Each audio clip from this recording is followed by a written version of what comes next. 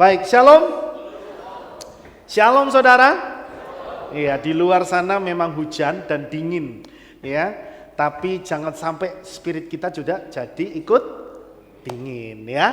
Kita tetap beribadah kepada Dia, beribadah kepada Bapa Yahweh. Kita penuh sukacita.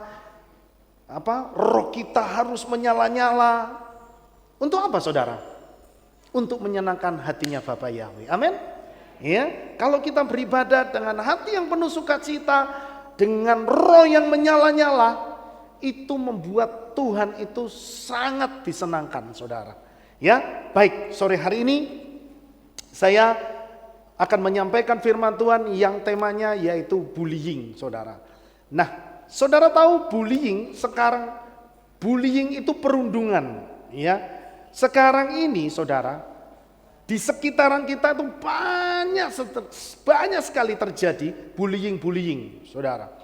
Di sekolah-sekolah, di tempat kerja, di tempat usaha, bahkan di sekitar rumah kita, itu banyak sekali terjadi bullying, saudara. Ya, dan memang itu yang saya pikir bahwa itu spirit yang sedang dilepaskan oleh setan pada akhir zaman ini. Ya, untuk apa? Supaya orang mentalnya dihancurkan, spiritnya dimatikan, saudara. Lewat apa? Lewat bullying. Ya, sekarang kita lihat. Yuk, next slide. Saudara, apa itu bullying? Bullying itu adalah tindakan kekerasan, pelecehan, atau penindasan yang dilakukan secara verbal itu perkataan, maupun secara fisik, oleh kelompok yang lebih kuat dengan tujuan balas dendam atau hanya sekedar fun. Coba saudara, ya. Jadi bullying itu tindakan kekerasan, pelecehan, penindasan yang dilakukan secara verbal, perkataan, fisik oleh kelompok yang lebih kuat dengan tujuan balas dendam atau fun. Nah, sekarang kita lihat, ya, contohnya seperti apa. Oke. Ini ada contoh kasus kekerasan karena bullying, saudara. Saya mengambil di sini ada sebuah berita yang mengatakan bahwa mata siswi SD di Gresik ditusuk hingga buta. Ya, dikatakan di situ headline-nya perundungan di Indonesia sudah darurat. Ya, di situ ada sekilas ceritanya, dikatakan demikian. Seorang anak perempuan kelas 2 SD di Gresik mendapat kebutaan saat mengikuti lomba 17-an di sekolahnya. Dia tiba-tiba ditarik oleh kakak kelasnya dan dibawa ke sebuah gang di antara ruang guru dan pagar sekolah. Kemudian dipaksa memberikan uang jajan. Namun si anak menolak sehingga membuat pelaku marah sampai menusuk mata kanan korban dengan tusuk bakso. Tusuk bakso tahu ya? Bukan garpu tapi tusuk bakso yang lidi itu, saudara. Tusukkan ke matanya. Anak tersebut langsung lari untuk membasuh matanya yang mengeluarkan air. Begitu sampai di rumah matanya sakit dan tak bisa melihat apapun. Dokter mengatakan bahwa mata kanan anak tersebut rusak syarafnya hingga mengakibatkan buta permanen. Coba saudara bayangkan. Ya, di luar sana, di sekitaran kita, itu ternyata banyak sekali kejadian-kejadian seperti ini sebenarnya. Ya, saya katakan saudara, ini sebenarnya mereka kenapa bisa terjadi seperti ini? Banyak faktor sebenarnya. Nanti kita akan lihat ya. Tetapi di luaran sana, salah satu cara setan untuk bikin anak-anak Tuhan itu salah satunya mundur dari Tuhan, itu karena bisa juga dibully. Bahkan di dalam komunitas gereja atau kehilat kita, itu masih ada pembulian, saudara. Ya, oleh sebab itu saya mengingatkan kembali kepada kita semua yang ada di sini. Ya, jangan sampai perilaku kita itu malah membuat orang lain merasa tidak nyaman. Jangan sampai kita yang secara nggak sadar kita itu sedang membuli. Ya, mungkin kita membuli secara nggak sadar. Oh, cuma guyon kok. Kalau ini yang dilakukan adalah bullying secara fisik. Tapi berapa banyak di dalam komunitas kita, itu mereka juga kadang-kala nggak sadar sedang membuli. Ya, guyonan-guyonan, tapi kata-katanya merendahkan, menghina. Nanti kita akan sampai ke situ, saudara. Terus lagi, yuk. Nah, saya akan memberikan jenis-jenis bullying. Ternyata jenis bullying itu banyak, saudara. Ada yang namanya bullying verbal. Bullying verbal itu bullying secara langsung, seperti memanggil orang lain dengan panggilan atau julukan yang tidak baik, mengejek, menggoda, mengancam bahkan. Ya, saya masih ingat dulu ketika saya masih kecil, itu di antara tahun 90-an, 80 90-an, Saudara, ya.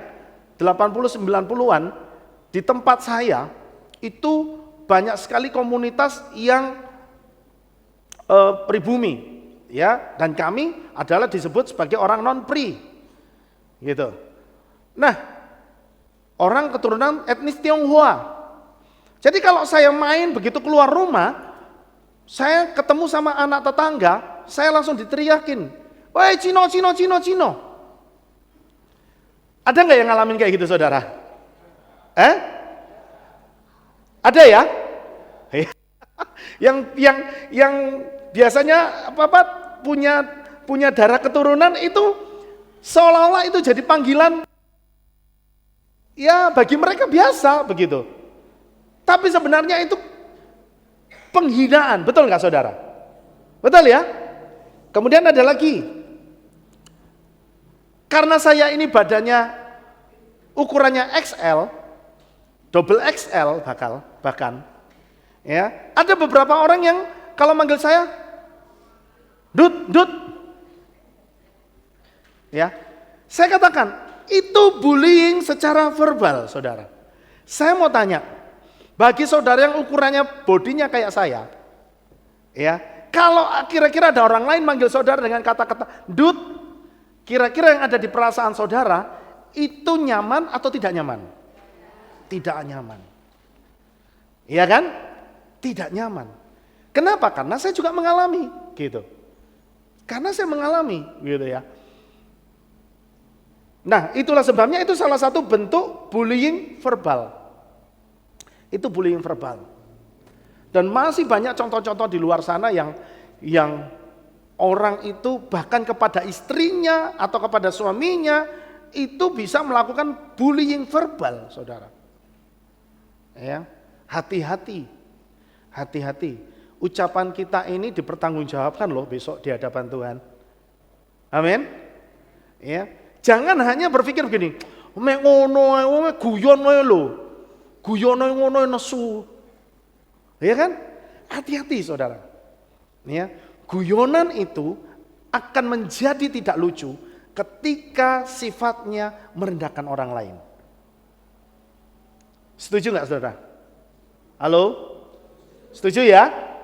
Ya, oleh sebab itu, ayo kita pakai mulut kita, ya, sekarang ini dengan lebih waspada, saudara. Supaya ketika guyonan itu orang Jawa bilang, orang sini bilang, orang Magelang bilang, lek ngomong ki ojo nyelekit. Ya, betul ya Pak Widodo ya. Nek ngomong ki ojo nyelekit. Ngono ya ngono, mong ojo ngono. Ya kan? Karena kata-kata yang pedas itu bisa membuat orang sakit hati.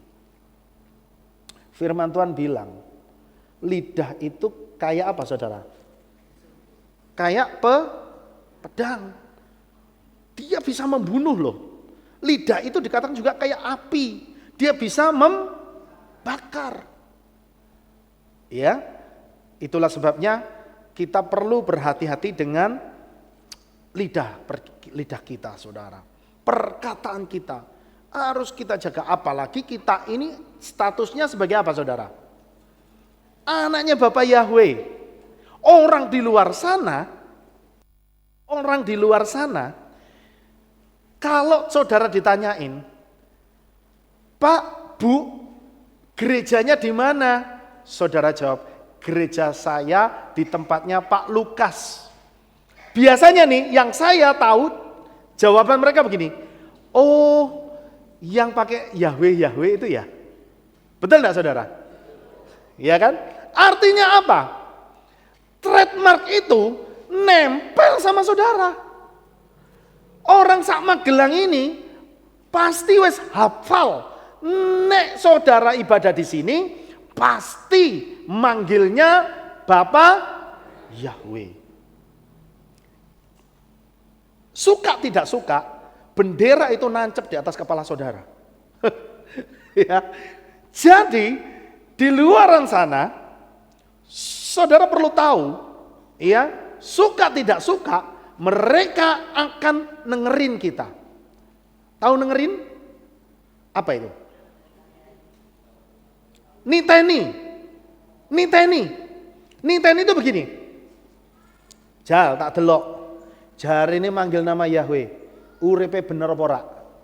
Begitu kedapatan hidupnya enggak benar, perkataannya enggak benar, apa yang terjadi saudara?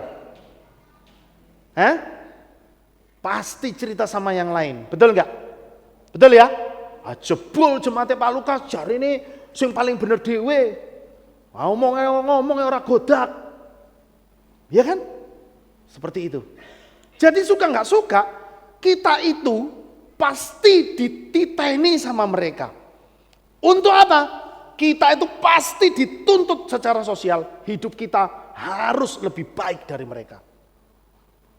Makanya Yesus juga pernah ngomong, kalau hidup keagamaanmu nggak lebih baik dari orang Farisi ini, jangan harap bisa masuk surga. Waduh, standarnya ngeri ya. Iya kan? Karena kita ini sudah selangkah lebih maju dari mereka dan mereka tuh mau lihat. Benar gak kita ini bisa jadi teladan buat mereka? Benar gak hidup kita ini benar di hadapan mereka? Jadi berkat gak buat mereka? Itu. Ya, itulah sebabnya ayo kita sama-sama menjaga supaya perkataan kita ini jadi berkat. Amin. Kalau perkataan saudara jadi berkat buat orang lain, selalu hukum firman Tuhan itu berlaku. Nek saudara itu perkataannya jadi berkat buat orang lain, maka yang terjadi apa saudara? Berkat itu balik. Amin. Tapi nek kita itu mengeluarkan perkataan yang pedes, yang menghina, itu kan kutuk. Maka yang balik sama kita apa? Kutuk. Ya. Saya kemarin sempat mendengar cerita, ada orang yang kena sakit cancer, saudara. Ya, saya nggak tahu. Ya, cancer kalau nggak salah cancer payudara. Lah, kondisinya sudah sangat parah, gitu ya. Kondisinya sudah sangat parah. Kemudian bapak ini cerita sama saya. Ya, ternyata selidik punya selidik, si ibu ini dulu sewaktu masih sehat, dia itu suka menghina orang, saudara. Suka ngomong itu sembarangan sama orang. Suka menghina, suka ngomongnya pedes, kalau ngomong sakarpe dewe, sampai saudara-saudaranya itu nggak ada yang cocok sama dia. Gitu. Bahkan kakaknya sendiri itu bengkerengan sama dia. Kenapa? Karena nggak cocok dari setiap kali berkomunikasi itu pedes. Gitu. Akhirnya ternyata, saudara, dia itu rupa-rupanya banyak orang yang jengkel sama dia. Orang Jawa bilang disepatani, betul ya? Sepatani itu dikutuk. Makanya saya tidak bisa, artinya begini, coba bayangkan. Ya, bayangkan. Kalau setiap hari selalu katakan ada satu orang saja yang ngerasani tapi ngirim kutuk. Ngirim kutuk terus tuh, ngirim kutuk. Ya. Kira-kira apa yang terjadi, saudara? Ya pasti hidupnya jadi penuh dengan kutukan. Ya, itulah sebabnya ayo kita sebagai anak Bapa Yahweh jadilah berkat minimal lewat tutur kata kita. Amin saudara. Ya, jadilah berkat minimal lewat apa? Tutur kata kita. Amin. Kemudian bullying fisik. Bullying fisik itu perilaku mendorong, memukul, mengajak, berkelahi, mengambil barang yang bukan haknya, bahkan ada yang modelnya dikunci dalam ruangan tertutup. Saya sering melihat yang model begini itu ketika di sekolah biasanya. Ya, di sekolah. Saudara tahu di sekolah itu, di tempat saya dulu sekolah, ya, sekolah saya itu bukan terkenal prestasi orang belajarnya, tempat saya sekolah dulu, ya. Tapi di tempat sekolah saya bersekolah itu terkenal yang pertama tukang gelut, ya, jadi suka gelut kemana-mana. Yang kedua terkenal setiap tahun pasti ada yang hamil, saudara. Ya, itu langganan. Setiap tahun itu ada yang hamil. Wah, saya bilang ini kayaknya kena kutuk ini. Ada tumbalnya, saudara. Ya, lah, saudara tahu, saya sendiri, saya ini pernah menjadi korban bullying. Ya, pernah jadi korban bullying, saudara. Sampai akhirnya apa yang saya lakukan? Saya tidak mampu melawan. Saya nggak mampu melawan. Karena orang yang membuli itu biasanya jumlahnya lebih banyak. Nanti kita sampai ke arah situ ya. Kenapa kok jumlah mereka lebih banyak? Ya. Orang yang membuli itu biasanya bentuknya satu geng. Betul ya? Satu kelompok, satu geng. Nah, itu kalau sudah seperti itu, mereka tuh suka malak, saudara. Suka malak, minta uang, minta apa gitu ya. Sampai saya itu pada satu kali waktu, ya, itu terjadi sampai saya itu kelas 3, saudara, kelas 3 SMA. Pembulian itu berhenti ketika ada anak dari sekolah lain itu pindah ke tempat saya, ke tempat sekolah saya. Nah, saudara tahu ini anak pejabat ceritanya. Anak pejabat, lumayan pejabat tinggi lah dia di daerah. Nah, dia ketemu sama saya, ngobrol-ngobrol, dia itu ternyata dia suka musik gitu kan. Dia suka musik drum. Nah, waktu itu saya klop gitu, saya disuruh ngajarin dia drum gitu kan. Saya diundang ke rumahnya. Nah, anak ini meskipun dia anak baru, tapi rupa-rupanya disegani oleh kelompok yang suka membuli ini, saudara. Jadi apa yang terjadi? Yang tadinya kelompok yang meremehkan saya, itu jadi akhirnya ikut-ikutan jadi segan sama saya. Bukan apa-apa, karena saya punya apa, saudara? Punya dekengan. Ya, punya dekengan, saudara. Jadi kalau kemana-mana, ya, kalau gayanya model anak SMA itu kan kemelinti-kemelinti ya. Ya, kalau kemana-mana sepeda motor rame-rame gitu kan ya. Wah, guru. Nah, itu saya waktu itu di tempat kami yang bawa mobil itu sangat jarang. Ya, rata-rata bawa motor. Jadi kalau bisa bawa mobil itu termasuk orang kaya. Saya sampai disuruh sama teman saya ini untuk nyetirin mobilnya dia. Gitu. Wah, kami pergi bergerombol kayak mafia itu, kayak geng-gengan itu. Ya, mobilnya di depan, motornya banyak di belakang, begitu saudara ya. Pergi kemana begitu ya modelnya. Nah, itu cara saya untuk lepas dari bullying, saudara.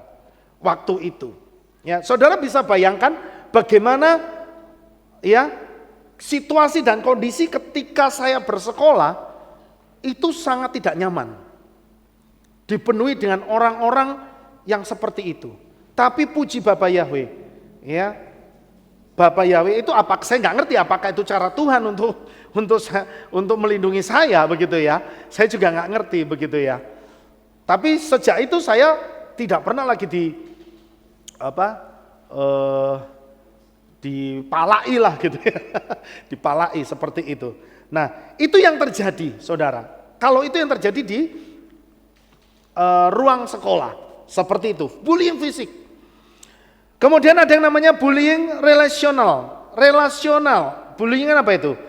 Yang sifatnya mengucilkan, memfitnah. Jadi karena saya nggak suka sama si A, ya, saya nggak suka sama si A, saya ngomong ke orang-orang untuk jelek-jelekin dia.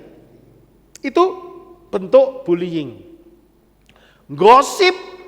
Gosipin orang lain, jelek-jelekin orang lain, itu bentuk bullying. Hati-hati saudara. Jangan kita terjebak bullying itu cuma yang modelnya kayak tadi, enggak. Gosip itu bullying. Ya, memfitnah apalagi. Memfitnah itu bullying, saudara. Ya, kemudian bullying sosial atau emosional. Ini mirip. Ya, tapi ini sifatnya lebih masif. Jadi perilaku yang bersifat mengisolasi korban dengan cara bersikap cuek atau mengabaikan korban dalam segala kegiatan dan menjelek-jelekan si korban. Ini biasanya terjadi di lingkungan anak-anak muda yang mereka suka bikin geng-gengan. Bikin kelompok-kelompok eksklusif. Nah, biasanya anak-anak yang jadi korban bullying seperti ini itu adalah anak-anak yang biasanya satu, yang enggak modis.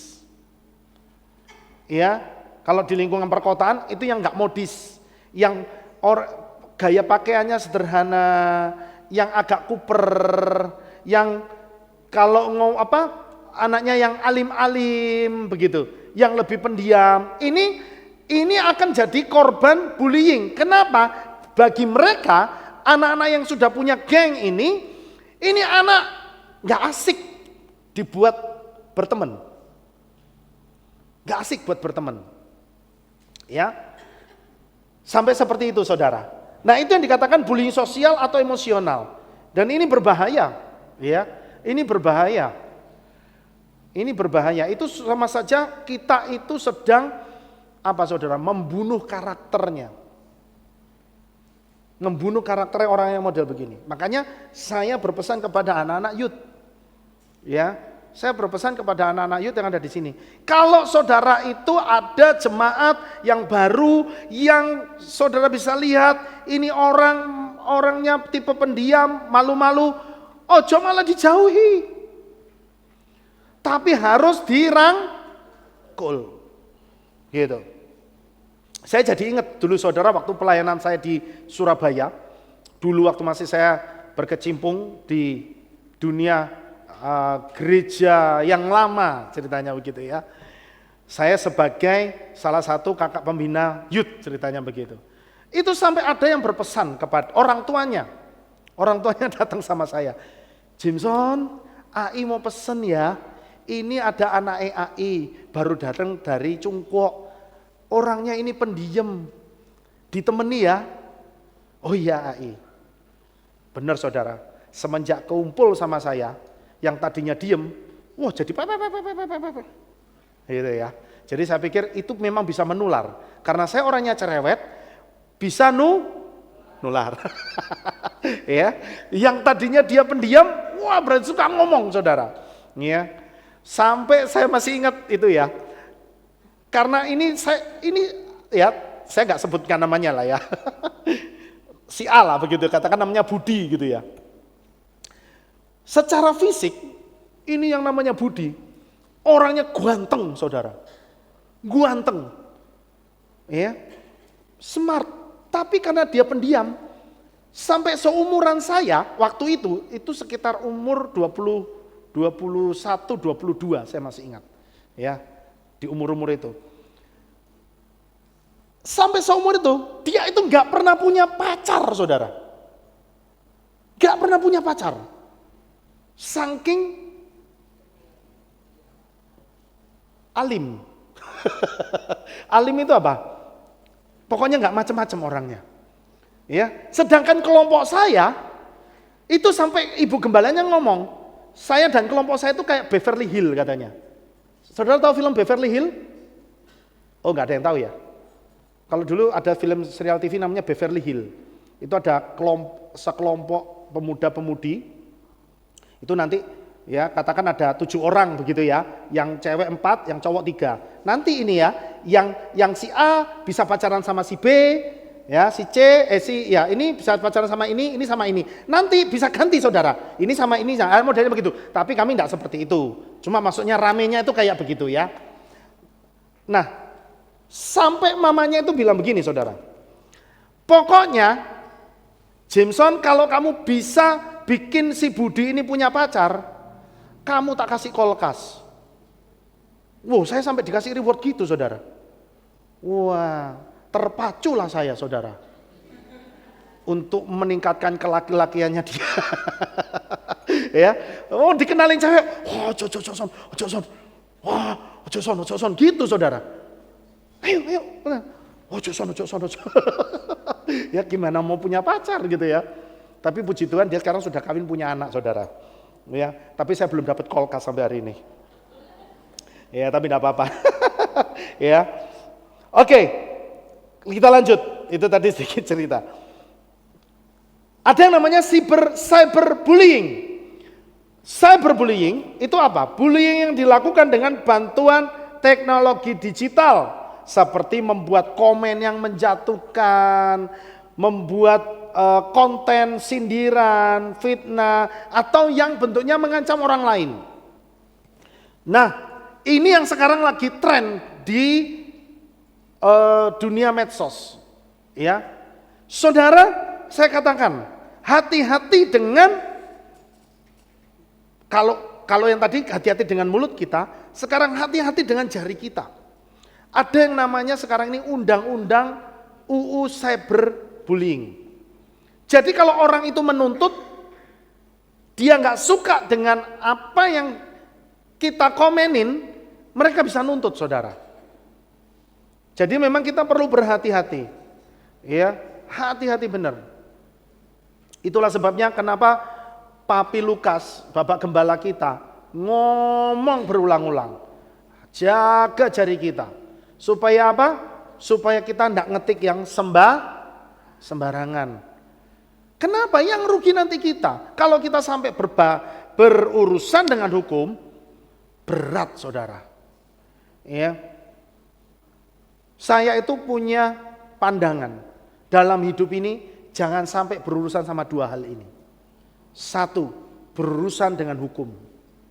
Kenapa? Kalau kita sampai berurusan dengan hukum, itu akan makan duit, akan terkuras habis duit kita. Betul enggak saudara? Betul ya? Yang kedua, kalau bisa jangan urusan sama rumah sakit. Rumah sakit itu juga ngabisin duit.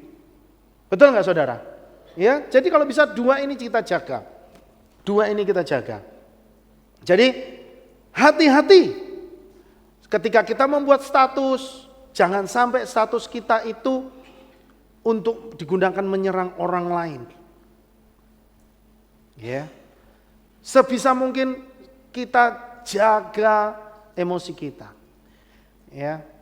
Sebisa mungkin kita tidak berurusan dengan orang lain. Begitu. Ya. Kemudian teror. Bullying bentuknya teror. Jadi teror itu juga bullying, saudara. Memberikan ancaman, intimidasi, mempermainkan pikiran orang lain dengan memasukkan doktrin-doktrin yang sesat. Kemudian lashon hara. Lashon hara. Kita sudah pernah bahas ini beberapa kali. Betul ya saudara ya? Lashon hara itu apa saudara? Lidah jahat. Lashon hara itu lidah jahat. Apa itu sebenarnya? Penerapannya lidah jahat itu. Jadi begini. Lashon hara atau lidah jahat itu membuat stigma kepada si korban sehingga orang lain punya pandangan yang sama dengan pelaku. Contoh, ini contoh. Saya kasih contoh umpama Nugroho. Saya nggak suka sama Nugroho. Gitu. Karena mungkin kita pernah bengkerengan. Tahu bengkerengan saudara? Saya tadi kasih tahu sama Elis istri saya. nek khotbah ojo biasa nggawe basa Jawa. Nek nggawe basa Jawa artikan. Oh ya saya lupa. Tadi pagi kan saya khotbah ada jemaat yang live streaming toh. Jadi ada yang mereka di Malaysia, ada yang mereka di luar pulau. Jadi mereka enggak ngerti. Jadi kalau di sini kan saudara ngerti ya. Pengkerangan adalah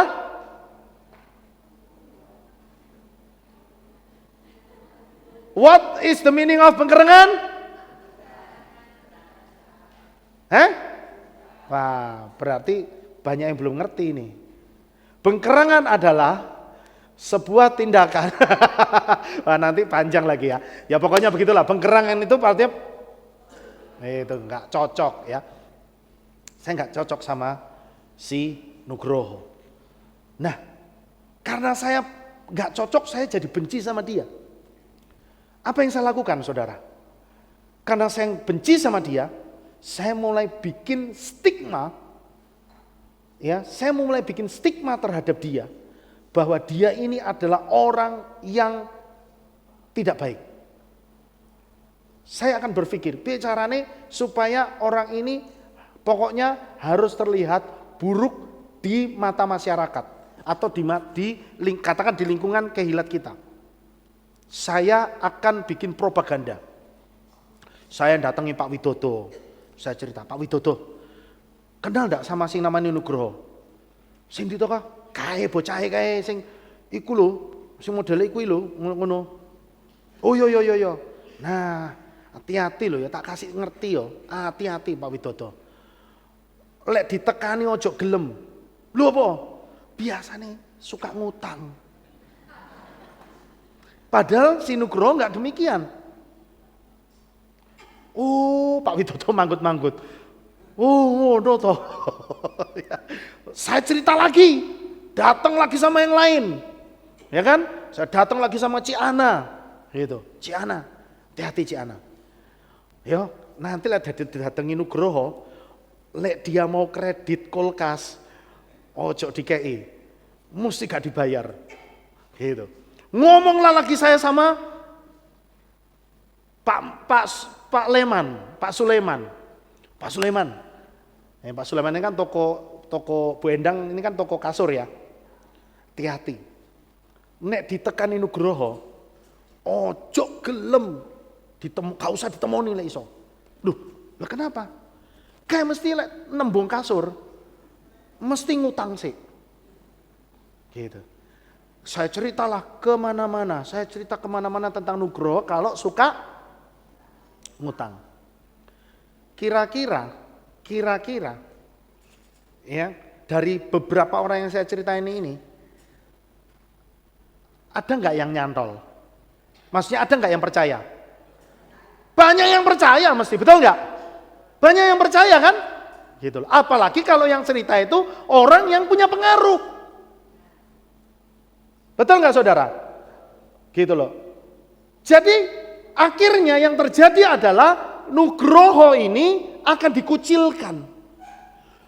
Sekali waktu Nugroho datang sama Ci Ana. Ci, maksudnya Nugroho memang mau beli kulkas, tapi enggak ngutang. Baru telepon, Ci, saya mau main ke rumahnya Ci Ana. Ada di rumah enggak? Langsung Ci Ana ngomong, oh enggak ada. Saya di luar kota. Kenapa Ci Ana ngomong gitu? Soalnya waktu diutangi. Ya. Maka profilnya Nugroho ini jadi hancur. Betul enggak saudara? Itu yang terjadi. Itulah saudara, dan itu jahat di mata Tuhan. Dan itu sekarang banyak terjadi. Banyak terjadi sekarang ini loh saudara. Itu yang namanya lason hara. Hati-hati. Ya. Kemudian ada yang namanya playing victim. Nah ini juga berbahaya. Playing victim, ya sebenarnya playing victim itu adalah saya sebut sebagai jenis bullying pasif. Artinya, ya, di mana si pelaku itu seolah-olah malah jadi korbannya. Ya, dan mendapatkan simpati, bahkan membela pelaku karena kasihan. Ini bahasa kasarnya maling teriak maling. Ya. Umpama nih si A bikin kegaduhan, bikin masalah, ya, dia ceritalah sama si B, si C, ya, dia adu domba sama si B sama si C.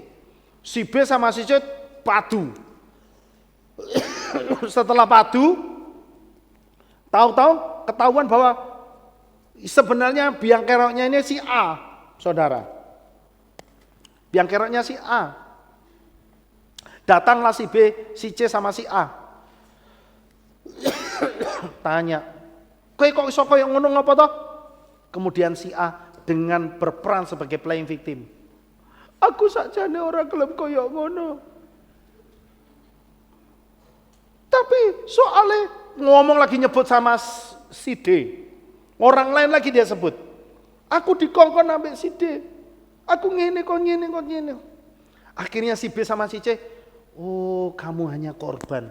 Kasihan ya kamu ya.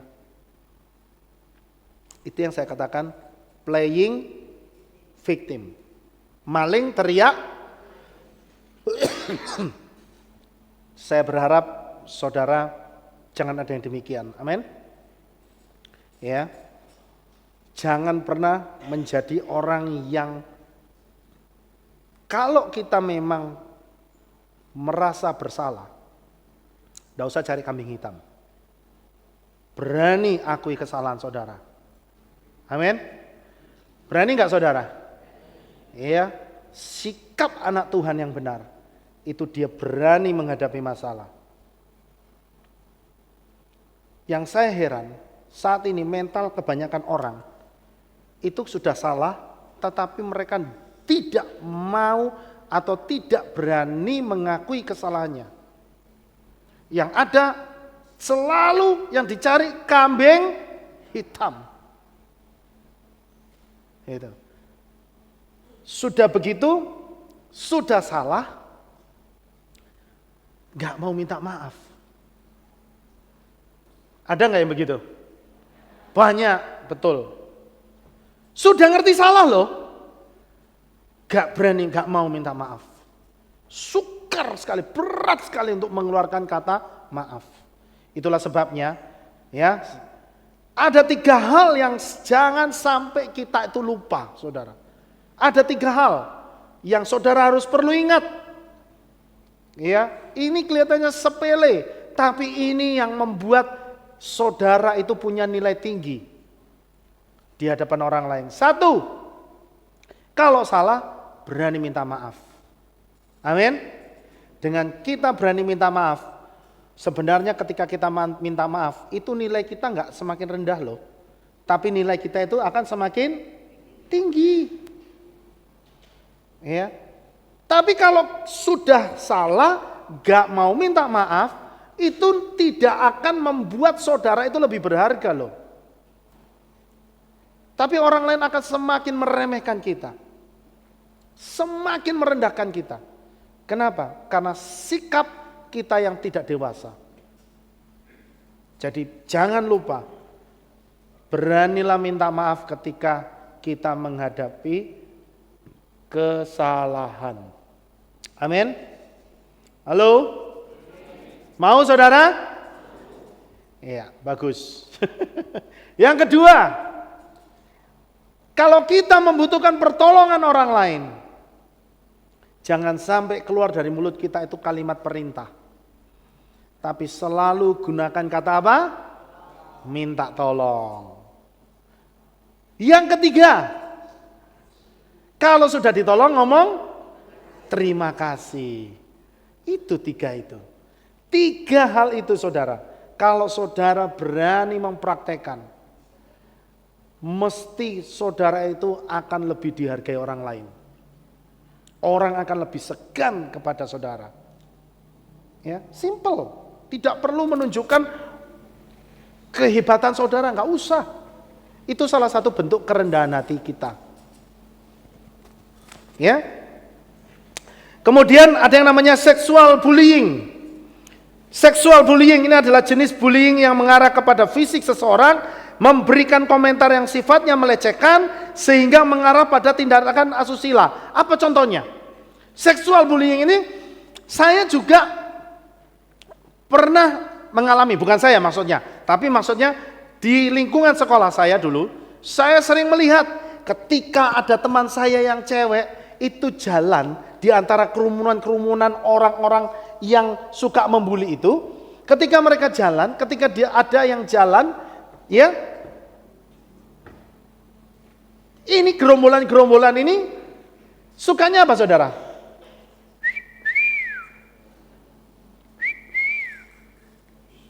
Ya kan? Pernah tahu nggak yang begitu saudara? Gitu. Saya katakan, saudara yang sebagai wanita, kira-kira kalau ada pria di depan saudara yang bersiul-siul seperti itu, nyaman nggak sih? Pasti nggak nyaman. Meskipun nggak ngomong langsung secara verbal, tapi dengan siulan itu pasti ditujukan kepada yang lewat, betul kan? Kan tidak mungkin itu yang cowok-cowok itu dia nyiulin manuk. Betul nggak? Kalau modelnya bapak-bapak di rumahnya ada pelihara burung, ya itu memang dia nyiulin burungnya, kan begitu toh. Nah, tapi ini kalau gerombolan begini ada cewek, memangnya burung. Ya kan? Nah, itu salah satu bentuk apa? Bullying. Kalau ada dulu saudara pernah melakukan hal itu, bapak-bapak, saya katakan hari ini saudara harus bereskan di hadapan Tuhan. Iya? Oh, saya dulu pernah melakukan itu. Saya katakan, jangan dianggap itu dosa yang selesai dengan sendirinya. Kelihatannya sepele. Tapi kalau itu nggak dibereskan di hadapan Tuhan, itu bisa jadi salah satu faktor yang menghambat berkat saudara loh. Saya mau tanya, masih ingat gak dengan khotbahnya Bapak Gembala yang mengatakan dosa yang tidak dapat diampuni adalah dosa yang tidak diselesaikan, dimengakui, tidak diakui. Ya, dosa yang tidak diampuni itu adalah dosa yang tidak diakui di hadapan Tuhan. Ya, jadi jangan dianggap pengalaman yang dulu-dulu itu tidak bermasalah. Ya, pasti Anda semua pernah muda, betul ya? Pernah mengalami yang namanya kenakalan-kenakalan remaja, betul nggak Bapak Ibu? Iya kan? Dan mungkin ada salah satunya adalah bentuk bullying seperti ini. Tapi saya katakan, ya, saudara, ya, bagi yang bapak-bapak yang pernah melakukan sweet, tadi, ya, atau yang pernah godain cewek dengan cara seperti itu, atau yang sejenisnya, ya, saudara kita harus minta ampun. Saya akui, saya pernah menjadi pelaku bullying. Ya. Saya akui, saya dulu memang tidak baik, saudara. Ya. Saya pernah ketika ada, ya begitu, kakak kelas loh padahal. Kakak kelas, lewat. Ini mohon maaf, bukan saya mau berbicara tentang sesuatu yang saru ya. Saya mau cerita. Dulu itu ada tren, mungkin tren ya. Itu ada, mohon maaf, pakaian dalam perempuan yang di belakangnya itu ada bentuk boneka. Saya nggak tahu, tapi itu ada dulu. Jadi dan itu baju SMA itu modelnya agak nerawang, saudara. Agak tipis. Nah itu kalau lewat di belakang itu kelihatan gambar bonekanya. Nah saya itu, maksud saya mau godain dia, gitu kan? Saya mau godain dia, saya bilang, wih bonekanya bagus ya. Waktu saya ngomong, wah bonekanya bagus ya, dia balik badan saya hampir ditampar, saudara. Aku kapok terusan. Sok-sokan bully ternyata kalah sama yang dibully, saudara. Ya, jadi hati-hati ya. Itu salah satu bentuk bullying, ya. Dan saya minta ampun, ya, bahwa itu tidak baik. Itu sebenarnya salah satu bentuk pelecehan. Oke. Kemudian ada yang namanya the joker. The joker. Ini hati-hati. Ini sering kali terjadi di hampir semua komunitas. Di hampir semua komunitas. Yang saya pun pernah melakukannya. Bercanda dengan cara menjatuhkan harga diri si korban. Ya, ini hati-hati. Atau menertawakan kesialan si korban. Mungkin kita sekali waktu lihat teman kita jalan jatuh, bruak gitu kepleset. Kita ketawa, wah, piye to matane didele nang ndi to? Guyonan. Tapi itu sebenarnya kategori apa, saudara? Bullying. Gitu. Apalagi kalau sampai teman kita itu kesakitan dan dia merasa ditertawakan, dia jadi bahan tertawaan. Saya percaya kalau kita yang mengalami seperti itu, kita juga pasti akan merasa tidak nyaman. Betul nggak, saudara? Ya, jadi maksud saya begini, saudara. Kalau ada orang lain di sekitar kita, mereka yang mengalami celaka, apapun bentuknya, jangan ditertawakan. Amin. Jangan ditertawakan. Ya, saya tahu mungkin itu kelihatannya lucu, saudara. Tapi sebisa mungkin jangan tertawa. Ya, apalagi kalau itu sampai menyangkut keselamatan jiwanya, keselamatan nyawanya. Saya pernah lihat, saudara, di satu konten video, itu ada orang, ya masih anak-anak remaja saya pikir ya, yang video itu, wah dia ketawa-ketawa. Terus dia bikin judulnya di sini, apa? Judulnya itu pokoknya kegoblokan apa begitu. Isinya adalah temennya dia itu jalan di pinggir air terjun. Air terjun. Saya nggak tahu dalamnya seberapa karena itu cuma saya lihat air terjun begini. Dia jalan kepleset, saudara, jatuh ke bawah. Diketawain, saudara. Saya mau tanya, kalau temannya mati, apa yang terjadi? Iya kan? Gitu. Nah, itu yang saya katakan, hati-hati, saudara. Kadang-kadang kita ini jadi the joker. Tahu joker ya? Joker itu salah satu musuhnya Batman. Ya. Tentu kalau sudah musuhnya yang namanya joker ini tidak baik, begitu. Nah, itu yang saya katakan. Ini adalah jenis-jenis bullying yang sebenarnya ini menjadi kebencian di hadapan Tuhan. Nanti kita lihat ayatnya, saudara. Terus. Oke, penyebab bullying. Jadi, kenapa orang bisa melakukan bullying? Itu faktornya banyak. Salah satunya adalah, satu, sering melihat orang tua yang bertengkar. Ini bisa menimbulkan anak itu punya jiwa pemberontak. Satu. Kedua, pola asuh orang tua yang terlalu keras mengekang atau sebaliknya. Ya, sehingga akhirnya jadi kurang perhatian dan kasih sayang. Ini bisa membentuk anak itu tumbuh dengan sikap yang memberontak.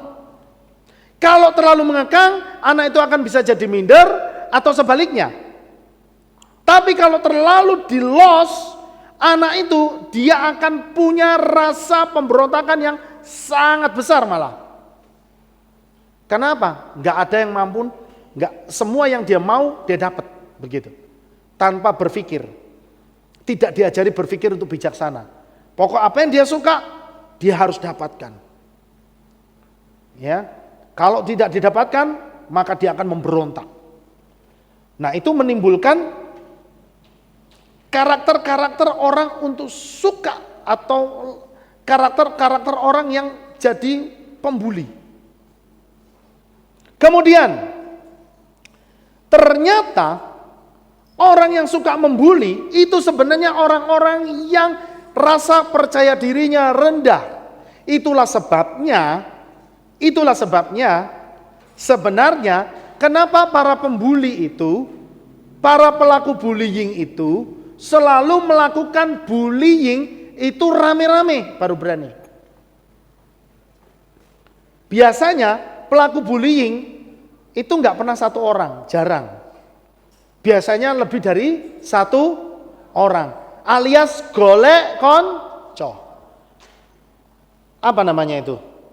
Mungkin saya katakan pengecut. Betul nggak saudara? Sakjane ora wani, tapi sok berani. Nggak berani, tapi sok jagoan. Nah, itu yang saya katakan rasa percaya diri yang rendah. Sehingga untuk menutupi rasa percaya diri yang rendah itu, dia akan berusaha untuk menjatuhkan orang lain. Itu. Kemudian para pelaku bullying itu biasanya karena pernah jadi korban bullying. Saya kasih contoh. Kalau zaman kita sekolah, mau masuk SMP atau SMA, ada yang istilahnya perpeloncoan. Betul ya? Apa isinya perpeloncoan itu? Orang bilang pembinaan mental. Saya pribadi saudara. Sebenarnya kalau saya pribadi, saya tidak setuju dengan kegiatan perpeloncoan itu. Ini saya pribadi loh ya. Ini opini saya. Kenapa? Karena perpeloncoan itu sebenarnya lebih bukan kepada membina mental, tapi lebih kepada merusak mental. Sekarang apa sih maksudnya anak didandanin ke sekolah pakai umpama ini kan ada yang modelnya dikalungin terong, dikalungin apa itu? Pete, terus pakai topinya, pakai topi apa? Pakai topi caping tapi digandulin apa itu? Apa namanya? Kayak minuman sasetan itu loh saudara. Yang banyak. Terus kalau yang cewek rambutnya dikepang pakai apa? Tali rafia. Ke sekolah pakai sepatu, kaos kakinya harus selesean. Harus yang satu warna pink, mungkin satunya warna hijau. Disuruh berdandan senorak mungkin. Sekarang saya mau tanya, kira-kira kalau seperti itu tujuannya untuk apa? Membina mental? Orang itu dibina mentalnya bukan dengan cara demikian. Orang itu harusnya dibina mentalnya dengan diberikan motivasi. Amin. Ya. Kalau kita tuh mau dibangkitkan rasa percaya diri kita, bukan dipermalukan. Setiap orang yang dipermalukan, dia akan semakin rendah diri. Bahkan saya melihat di beberapa instansi seperti kemiliteran, ya saya nggak tahu cara apa maksudnya. Ketika ditanyain nggak bisa dikaplok, pak, sampai yang ngaplokin kesel. Ya saya nggak tahu. Tapi kalau saya melihat seperti itu, kalau saudara melihat seperti itu sejahtera nggak sih? Nggak ya? Berarti sama dengan saya. Ditanyain, siapa namamu? Jawabnya pelan, langsung dipukul. Buak! Jatuh, berdiri lagi, siap. Makanya sampai ada yang meninggal. Ya. sebenarnya itu adalah praktek-praktek bullying. Yang saya katakan, itulah yang membuat lingkaran setan. Membuat adanya lingkaran setan. Ketika anak ini sudah lolos dari perpeloncoan, dia naik tingkat, apa yang dia lakukan terhadap adik kelasnya yang baru? Balas dendam, betul nggak? Sekarang saya mau tanya, kalau yang namanya balas dendam itu lebih ringan atau lebih berat biasanya? Wes kadung mengkelok ya toh? Mesti lebih kejam.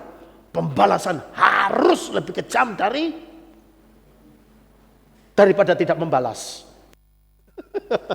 Ya, artinya harus, pokoknya kalau bisa itu, wah kali ini harus lebih nemen gitu. Itu yang saya katakan lingkaran setan. Bahkan bukan cuma lingkaran setan, tapi seperti bola salju yang menggelinding. Semakin ke bawah semakin besar. Saya katakan saudara, ya, kalau saya lebih baik anak saya nggak usah sekolah di tempat yang demikian. Kalau saya, ya, begitu saya tahu ada yang seperti itu, nggak usah deh kamu sekolah di situ, keluar saja, ya. Oke. Kemudian cemburu dengan orang lain bisa membuat orang jadi pembuli karena cemburu. Ya, ingin diterima dalam komunitas. Itu banyak yang terjadi seperti itu ternyata saudara. Supaya bisa diterima oleh komunitasnya, akhirnya orang ini berlagak jadi ikut-ikutan membuli. Ikut-ikutan dalam kelompok itu untuk ikut membuli orang lain. Itu banyak terjadi seperti itu. Yang tadinya anak ini sebenarnya nggak punya keinginan untuk seperti itu, tapi karena supaya kepingin diterima oleh kelompok yang di mata anak itu, ini kelompok keren, ini kelompok di sekolah, ini kelompok yang paling viral. Aku kepingin supaya bisa jadi temen. Aku kepingin supaya bisa masuk dalam lingkaran mereka. Maka anak ini akan berusaha cari cara gimana supaya dia bisa kekancan sama kelompok tadi. Kalau itu tadi biasanya suka membuli, dia pasti ikut-ikutan ada di situ. Itu salah satu trigger, saudara. Kemudian meniru dari tontonan atau game sehingga ingin terlihat keren. Ya, makanya anak-anak saudara, kita sebagai orang tua, kalau saudara memberikan gadget kepada anak saudara, jangan lupakan untuk juga menyertakan yang namanya family link. Supaya apa sih? Supaya apa yang mereka tonton, saudara bisa tahu. Jangan sampai kita kecolongan. Saya kasih anak saya gadget. Tapi saya kasih family link dan saya batasin 1 hari itu hanya punya kuota main 3 jam. Dalam 3 jam itu saya bisa kontrol, saya bisa lihat apa yang dia akses. Ya.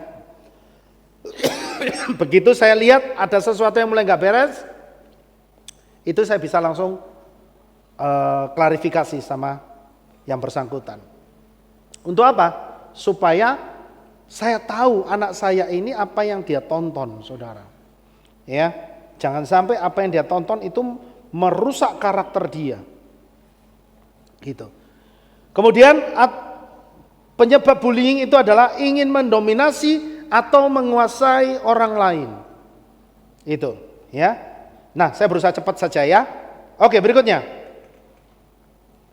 Di mana area rawan bullying itu? Saudara lihat, area rawan bullying itu bisa di lingkungan pertemanan, bisa di tetangga sekitar, bisa di tempat kerja. Kalau di tempat kerja, saya pernah melihat, itu biasanya terjadi bullying itu terjadi pada saat ada karyawan yang baru masuk. Karyawan yang baru. Kemudian yang biasanya sok kemelinti, itu bukan direkturnya, manajernya, bukan. Yang sok kemelinti itu biasanya orang yang satu tingkat di atasnya dia. Yang merasa senior. Atau yang sudah paling tidak punya pangkat lebih tinggi, biasanya supervisor. Itu sudah mulai menunjukkan kemelintinya, saudara. Ya, mulailah anak ini disuruh macam-macam, disuruh yang berlebihan lah, begitu. Disuruh kayak kuli begitu, seolah-olah. Kemudian ngomongnya main perintah, kalau salah sedikit dibentak-bentak. Ada nggak yang pernah lihat nggak yang seperti itu, saudara? Pernah ya? Iya kan? Gitu. Itu bullying loh itu, saudara. Ya, itu bullying, saudara. Ya. Kemudian di sekolah, di asrama apalagi, wah mengerikan. Jangan dikira asrama itu tempat yang aman, belum tentu, saudara. Ya. Mungkin saudara pernah dengar bahwa bahkan baru-baru ini, ya, salah satu teman kami itu di komunitas backpacker, saudara, itu ada anaknya yang dimasukkan di pondok pesantren. Ternyata di pondok pesantren itu dia mendapatkan bullying sampai mati, saudara, meninggal dunia. Dan saya tidak tahu kasusnya sampai hari ini seperti apa. Jadi maksud orang tua itu memasukkan anaknya di pondok pesantren supaya anaknya jadi apa? Baik. Diharapkan komunitasnya komunitas yang baik. Tapi ternyata tidak demikian, saudara. Ya. Bahkan kalau saya dulu suka kedatangan anak-anak yang kerja praktek sekolah teologi. Itu kalau sudah dengar cerita mereka tuh asik-asik, saudara. Asik-asik bukan ceritanya yang bagus-bagus, bukan. Yang kalau mereka itu sekali waktu bosen gitu makan di dalam, karena makanannya kalau asrama itu kan yang saudara tahu sendiri kan ya. Ya wis seputaran itulah, ya kan. Mereka bisa sampai lompat pagar seperti itu. Ya. Keluar gitu ya maksudnya. Jadi banyak kisah-kisah yang maksudnya kisah-kisah kenakalan mereka. Jadi seperti itu, saudara. Kemudian media sosial. Nah, saudara tahu sendiri kan, media sosial itu adalah tempat benar-benar tempat yang sangat-sangat rawan, saya katakan. Hati-hati. Kenapa? Makanya saya bilang gini, saudara. Hati-hati. Kalau di media sosial, saudara sebisa mungkin jangan berurusan dengan orang. Kenapa? Karena di media sosial kita tidak pernah tahu siapa kawan, siapa lawan. Saudara tahu nggak?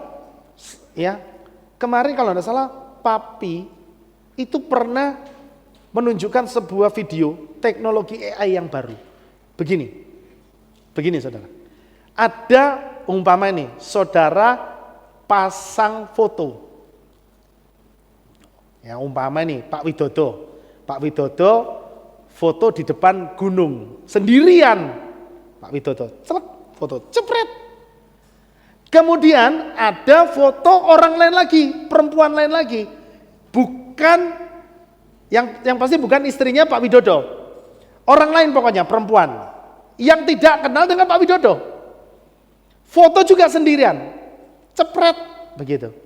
Nah, kalau ada orang yang tidak suka dengan Pak Widodo, dia akan bikin foto, itu bisa bergerak. Jadi tinggal diambil foto perempuannya atau foto Pak Widodo, dia ambillah, dijadikan satu, saudara, jadikan satu begini. Kemudian foto itu bisa dibikin bergerak. Bergeraknya apa? Pak Widodo seolah-olah berpelukan dengan perempuan itu. Nah, Dan itu kelihatan real banget. Wah, berpelukan mesra begitu ya. Kira-kira ibu yang nggak ngerti begitu lihat video itu bagaimana perasaan ibu? Wah, so mencak-mencak saudara, betul ya? Begitu ya. Padahal Pak Widodo, lu aku nggak ngerti apa-apa. Begitu ya. Tujuannya apa? Supaya orang ini ingin merusak kehidupan rumah tangga Pak Widodo. Hati-hati saudara makanya. Hati-hati. Ya. Saat ini kalau bisa kita tidak perlu berurusan dengan orang lain. Ya, karena orang itu kalau sudah tidak suka, dia akan bisa berbuat hal yang nekat. Kenapa? Sekarang ini sukar untuk membedakan mana yang asli dan mana yang palsu. Ngeri enggak saudara kalau kayak gitu? Tiba-tiba foto saudara terpampang di Facebook atau Instagram dengan orang lain melakukan hal yang tidak senonoh. Ya kan? Bisa nggak kira-kira kayak saya khotbah begini, digantilah profilnya. Saya sama orang lain. Bisa kan? Gitu loh. Tidak menutup kemungkinan. Gitu. Ya, itulah sebabnya saudara, ayo kita sama-sama jaga diri kita supaya hidup kita itu jadi berkat buat orang gitu. Kita sebisa mungkin tidak bermasalah dengan orang lain. Keluarga orang yang berpengaruh seperti pendeta, pemuka agama, itu juga area yang rawan bullying. Ya, itu area yang rawan bullying, saudara. Hati-hati. Ya. Dunia kerohanian, beda pengajaran, saling membuli. Saudara masih ingat mungkin beberapa waktu yang lalu, Bapak Gembala kita juga pernah dibully. Ini kan nggak direkam ya, jadi saya lebih bebas ngomongnya. Ya, dibully saudara, karena pengajarannya nggak sama, dibully sama orang lain, ya kan? Dikatakan sesat, dikatakan ini dan itu, wah digosipkan yang aneh-aneh. Tapi apa yang dilakukan oleh Bapak Gembala kita? Menyerang balik? Enggak. Ya, diam. Sudah. Ya, justru ketika kita tidak membalas, yang balas Tuhan, saudara. Amin. Ketika kita tidak membalas, itu justru Tuhan yang bertindak. Tapi kalau kita balas, ya sudah Tuhan diam. Ya, umpama ada orang yang jelek-jelekin saudara, saudara tidak terima, saudara labrak balik begitu. Kon yo sing ngomong ini. Mau apa? Ngomong rame gontok-gontokan. Ya sudah, setelah itu mau dapat apa saudara? Apakah terus nama saudara kembali baik? Enggak. Yang ada semakin cemar. Iya kan? Gitu loh. Orang itu kalau biasanya dijelek-jelekin, difitnah, dia marah, orang akan berpikir, oh Jojo bener. Makanya ngamuk, betul nggak? Iya kan? Makanya kalau ada yang menjelek-jelekkan kita, saya katakan, saya berpesan, gak usah dianggap. Ya, amin. Pakai rumusnya papi, 3 huruf. Itu saudara. Ya, EGP sudah, EGP tinggalin. Kenapa? Karena kebenaran itu akan membela dirinya sendiri. Percaya saja, orang mau jelek-jelekan saudara, kalau saudara terbukti benar, kebenaran itu akan muncul membela saudara. Amin. Ya. Sudah, biarkan. Yang penting saudara itu fokus sama Tuhan, saudara fokus dengan kehidupan saudara, saudara nikmati kehidupan saudara. Amin. Supaya apa? Supaya hati saudara nggak cacat. Kenapa? Kalau hati saudara cacat, berkatnya terhalang. Kalau saudara ikut-ikutan sakit hati, yang sebenarnya saudara itu saat itu mau hujan berkat, hujannya nggak jadi. Kenapa? Karena kehalang sama sakit hati saudara, sama kepahitan saudara. Hati-hati makanya. Ya, yuk terus. Ini sudah sedikit lagi saudara. Nah, Amsal 14 ayat 21a mengatakan, siapa yang menghina sesamanya dikatakan apa saudara? Berdosa. Jelas ya? Membuli itu berarti menghina sesamanya. Jelas ya? Firman Tuhan bilang siapa yang menghina sesamanya dikatakan apa? Berdosa. Ada orang yang berdosa masuk sama Yim? Ya. Kecuali dosanya itu harus diselesaikan. Amin. Ya, itulah sebabnya itu yang saya ngomong tadi. Kalau saudara pernah melakukan dulu di masa muda saudara tindakan bullying, saudara bereskan di hadapan Tuhan. Saudara ingat-ingat kembali, dulu aku pernah melakukan apa ya? Tuhan, saya minta ampun. Kalau saudara masih bisa ketemu sama orangnya, datangi, saudara katakan minta maaf. Berani nggak saudara kira-kira? Halo? Bener? Nanti gengsi. Enggak ya? Kalau saudara masih ingat orangnya dan bisa diakses, ketemu, nah saudara datangi, minta maaf. Amin? Ya, terus. Oke. Nah, sekarang ini saya kasih tips mengatasi dan menghindari bullying. Kalau lingkungan sekitar saudara itu sudah ada tanda-tanda bahwa saudara akan mulai jadi korban bullying, saya katakan keluar dari circle itu. Kalau saudara punya teman, meskipun itu teman baikmu, tapi kalau teman baikmu itu suka membuli saudara, lebih baik tidak usah berteman dengan orang itu.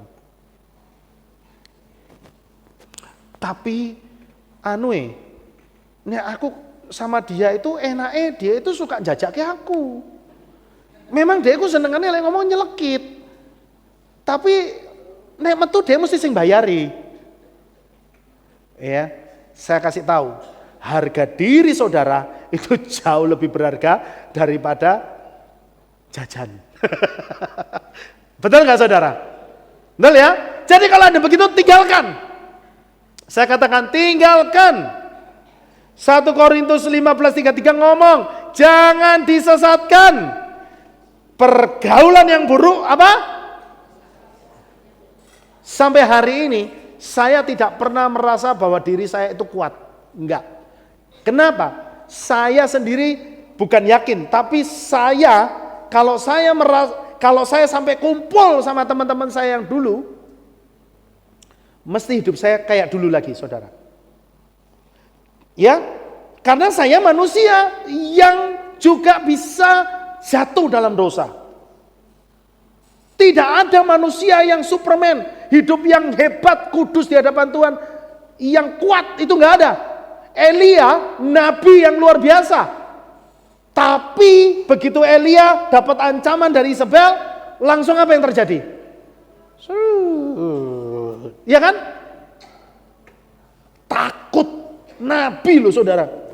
Itu menandakan bahwa manusia yang selama kita hidup dalam daging itu punya kelemahan. Jangan pernah menganggap bahwa diri kita kuat selain Bapa Yahweh yang memberikan kekuatan sama kita.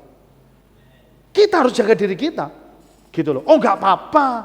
Saya meskipun teman-teman saya semua itu seperti itu, oh saya enggak akan terpengaruh. Jangan sombong saudara. Kalau saya kumpul sama teman-teman saya yang suka miso, terus saya kumpul, saya pasti jadi suka miso. Ya, saya tadi ditegur sama istri saya lagi. Waktu saya tadi pagi khotbah, saya ngomong pret. Ngomong, nek iso iki ojo ngomong pret, Pak. Lho po, kui miso. Loh. Padahal setahu saya, kalau orang Jawa Timur ngomong pret itu ya pret biasa, sempret lah. Itu kayak gitu saudara. Tapi saya nggak tahu kalau di sini ternyata miso ya. Itu miso ya. Oke, saya minta maaf. Ya, saya tidak bermaksud miso. Tapi bagi saya di tempat kami di Surabaya Itu kalau guyonan, sempret lah gue gitu. Maksudnya omonganmu basi gitu maksudnya, gitu saudara ya. Tapi ternyata kalau di sini itu pengertiannya sudah lebih dalam, itu saya baru tahu ya. Jadi saya mohon maaf ya saudara ya, saya klarifikasi, saya tidak bermaksud ngomong miso. Begitu ya, oke? Nah, jadi saudara ingat-ingat, kalau sudah ada indikasi bahwa lingkungan saudara, teman saudara, ini nggak bicara tentang anak muda toh, tapi kita yang sudah, bahkan saudara yang umurnya sudah senior, jaga lingkungan, jaga pertemanan saudara. Kemudian kalau ada yang mulai ada indikasi membuli dan sudah pada sampai taraf itu mengancam nyawa, jangan segan untuk lapor. Amin. Halo?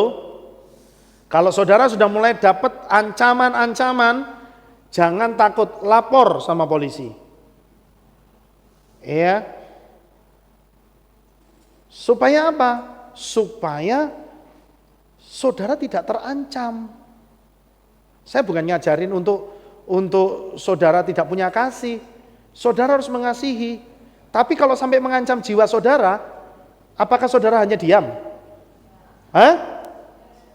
Nggak boleh. Ya, begitu saudara. Ya, kita bukan melanggar hukum, tapi kita membela diri kita. Kita sambil berdoa, doakan yang baik.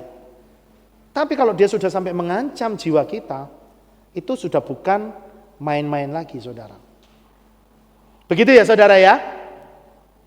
Kemudian yang terakhir, saudara harus balikan keadaan.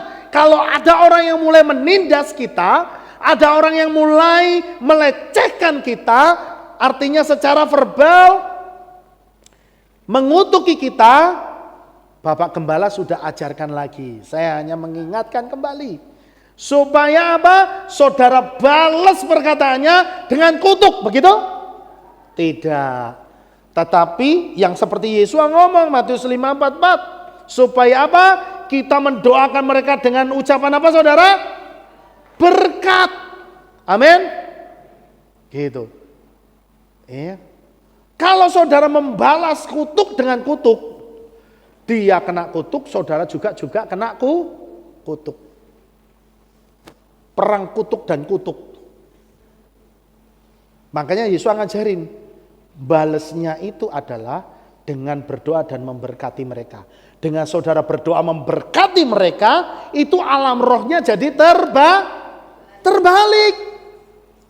Kutuknya balik kepada yang mengucapkan, berkatnya balik sama kita. Amin. Amin saudara. Gitu ya. Jadi kalau ada orang jelek-jelekin kita, berdoa, berkati saja. Berkati saja. Nanti pasti Tuhan punya acara sendiri, berurusan sendiri dengan orang yang mengutuki saudara. Amin. Terus. Ya. Sedikit lagi masih bisa saudara? Bisa ya? Bisa ya? Karena ini masih ada sekitar 60 slide saudara. Enggak, cuma sebentar aja. 1 Korintus 6 ayat 9, ini nasihat untuk yang pernah membuli. Saya kasih tahu. Atau tidak tahukah kamu bahwa orang-orang yang tidak benar, mereka tidak akan mewarisi kerajaan Elohim. Jadi orang yang nggak benar yang kayak apa? Yang kriterianya yang tidak mewarisi kerajaan Elohim, jelas dikatakan bukan orang-orang cabul, bukan para penyembah berhala. Kita sudah bersyukur, kita sudah keluar dari situ. Ya, bukan para pezina, bukan yang banci, bukan para homoseks, bukan para pencuri, bukan orang-orang tamak, bukan para pemabuk, bukan para pencerca. Apa itu pencerca? Orang yang suka mencaci maki. Itu pencerca. Orang yang suka nyacat orang lain. Ya. Jadi jangan sampai kita ini jadi orang yang suka nyacat orang lain. Amin. Ya. Bukan pula para pemeras. Itu bullying secara fisik itu pemeras. itu tidak akan mewarisi kerajaan Elohim. Itulah sebabnya kenapa saya katakan, kalau dulu sudah pernah melakukan, malam hari ini saudara harus minta ampun sama Tuhan. Amin. Mau saudara? Ya. Amsal 24 ayat 20 mengatakan, sebab tidak ada masa depan bagi orang jahat, gak ada masa depannya. Ya, pelita orang fasik akan padam. Terus lagi. Roma 1 ayat 18, sebab murka Elohim sedang disingkapkan dari surga terhadap setiap ketidaksalehan dan ketidakadilan orang-orang yang menindas kebenaran dengan ketidakadilan. Jadi, jika engkau pernah membuli, segera minta ampun dan bertobat, karena jika tidak, maka engkau sedang memanen taburanmu. Hukum tabur tuai itu sampai hari ini masih ada, saudara. Oleh sebab itu, ya, kita harus minta ampun dan bertobat. Supaya apa? Supaya hari depan kita itu semakin cerah. Amin. Ya, sedikit lagi terus. Nah, ini nasihat untuk yang pernah mengalami bullying. Amsal 27 ayat 17 mengatakan, besi dengan besi itu dapat menajamkan, maka seseorang dapat menajamkan penampilan sesamanya. Kalau saudara itu pernah mengalami hal-hal yang tidak mengenakan dalam hidup saudara, saudara pernah mengalami ada orang-orang lain yang pernah menindas saudara, saya katakan, itu bisa saja diizinkan Tuhan untuk membuat saudara tajam. Yang supaya apa? Supaya karakter saudara itu enggak lemah, gampang rapuh, sedikit-sedikit baper. Enggak. Tapi saudara tajam. Amin. Saudara itu jadi seorang yang punya mental warrior, gitu maksudnya. Amin, saudara. Ya, itu bisa saja Tuhan izinkan dalam hidup saudara terjadi. Saudara dihina orang, saudara disakitin orang. Percayalah, itu sebagai alat untuk menajamkan diri saudara. Supaya apa? Saudara itu dipersiapkan jadi orang hebat. Ya, terus. Nah, pertanyaannya, apakah kita itu pernah membuli Tuhan? Kalau saya tidak perlu lagi menjelaskan, tapi ayat ini sudah ngomong. Amsal 23 ayat 22, dengarkanlah ayahmu, ia yang memperanakan engkau, dan hendaklah engkau tidak menghina ibumu ketika dia sudah menjadi tua. Itu firman Tuhan yang ngomong. Silakan dipikir sendiri. Amsal 17 ayat 5, setiap orang yang mencemooh orang miskin, menghina siapa saudara? Penciptanya. Hati-hati saudara. Makanya kalau kita itu melihat teman kita, jangan sampai keluar kata-kata ngenyek. Apa saudara? Ngenyek itu menghina. Ojo ngasih. Biarlah mulut kita itu ditahan. Kunci, jangan sampai mengeluarkan kata-kata yang merendahkan sesama kita. Ya. Amsal 14 ayat 31. Siapa yang menindas orang miskin, menghina, sekali lagi katakan menghina siapa? Penciptanya. Terus. Amsal 14 ayat 2. Siapa yang berjalan dalam ketulusan, dialah yang takut akan Yahweh. Tetapi dia yang menentang jalan-jalannya. Orang yang dikatakan, ini saya boleh kategorikan sebagai orang yang Torahlessness. Itu orang yang menghina dia. Ya. Jadi di luar sana saya katakan orang-orang Kristen pada umumnya, mereka yang masih belum mau mengerti kebenaran tentang nama kudus Bapa Yahweh, itu sama saja dengan orang-orang yang menghina Tuhan. Ya, saya ngomong. Karena ini firman Tuhan yang ngomong. Ya, terus sedikit lagi, contoh orang yang sukses pernah mengalami bullying di masa lalu. Ini Jackie Chan. Jackie Chan. Ya, masa lalu Jackie Chan itu dia orang yang miskin, orang yang lemah, tapi ini Jackie Chan ini anak yang sedikit hiperaktif. Sama orang tuanya supaya anak ini menyalurkan energinya itu dengan cara dimasukkan ke bela diri. Tapi rupa-rupanya dia juga dapat bulian di situ. Gitu. Masa kecilnya Jackie Chan ini sering dibully, saudara. Ya. Nah, karena Jackie Chan ini dia punya kemampuan bela diri, ya, karena sering dibully, akhirnya apa saudara? Dia membela dirinya, gitu. Dia melawan itu anak-anak yang membuli. Dan rupa-rupanya karena sering dibully, yang muncul dari dalam dirinya itu adalah sifat pemberaninya dia. Jadi orang yang dibully itu saudara, itu akan hanya ada dua, semakin rapuh atau semakin kuat. Ya, tapi Jackie Chan ini semakin kuat. Saudara tahu Jackie Chan itu yang setahu saya aktor yang sampai hari ini ketika melakukan adegan stuntman, adegan yang berbahaya, itu tidak pakai peran pengganti. Itu satu-satu yang saya tahu loh ya, sampai hari ini. Saudara tahu maksudnya apa?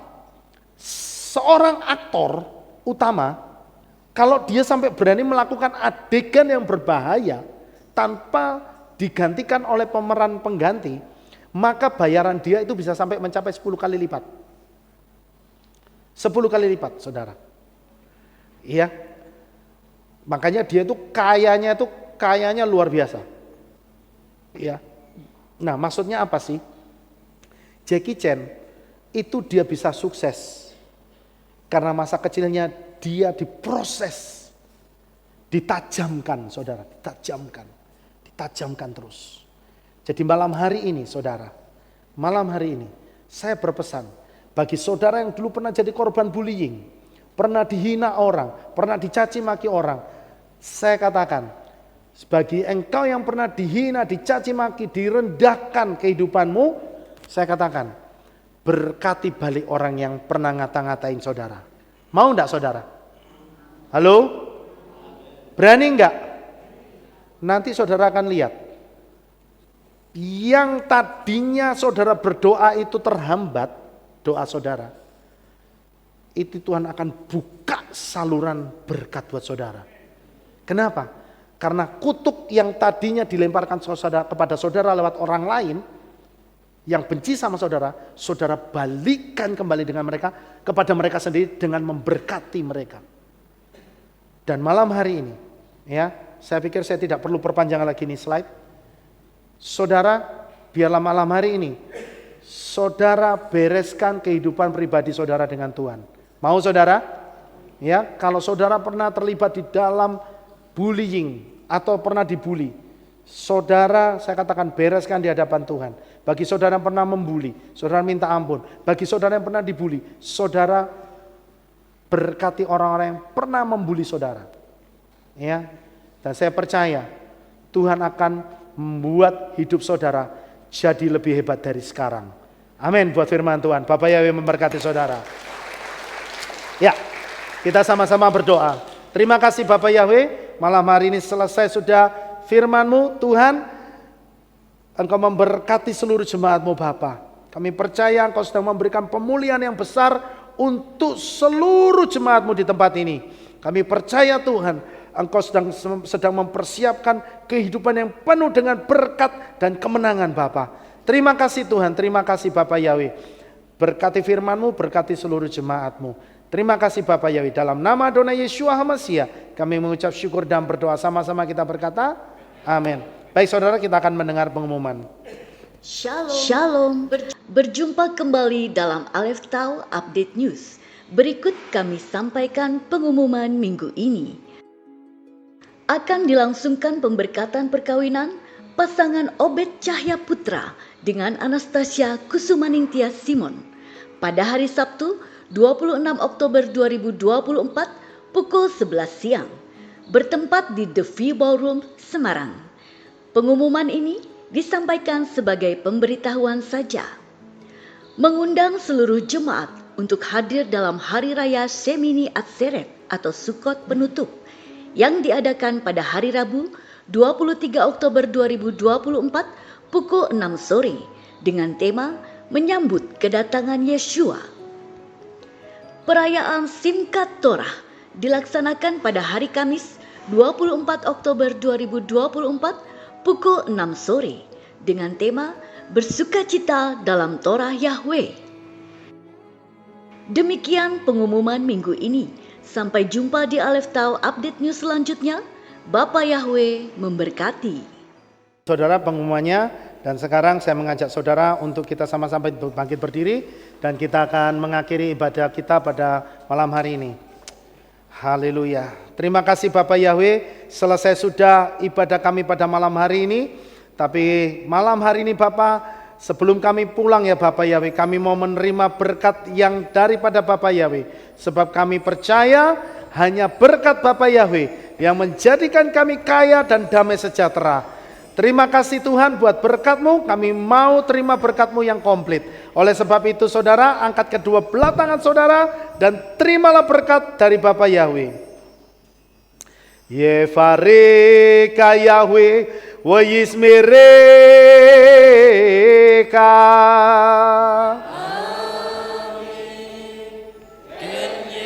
Yair Yahweh panau elecha wikunecha.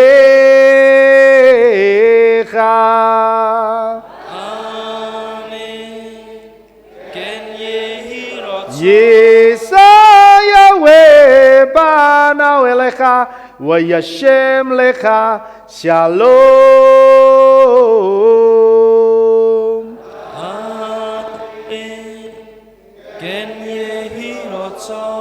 Baruk ata ba'iru faruk ata besadeh. Diberkatilah engkau di kota dan diberkatilah engkau di desa. Amin. Baru prit bineka ufri atmaka ufri femteka syekara lapeka. Wastorot soneka, diberkatilah buah kandunganmu, hasil bumimu, hasil ternakmu, anak-anak lembumu dan anak-anak dombamu. Amin. Baruk tanah kaum misarteka, diberkatilah di bakulmu dan tempat adonanmu. Amin. Baru kata beboeka, ufaru kata betseteka, diberkatilah engkau pada waktu masuk dan diberkatilah engkau pada waktu keluar. Amin. Baru kata Yahweh Elohim melek haolam, Beshem Yeshua HaMashiach, Waruah Kodes Kile Olam Faed. Kami mengucap syukur dan berdoa. Haleluya. Amin.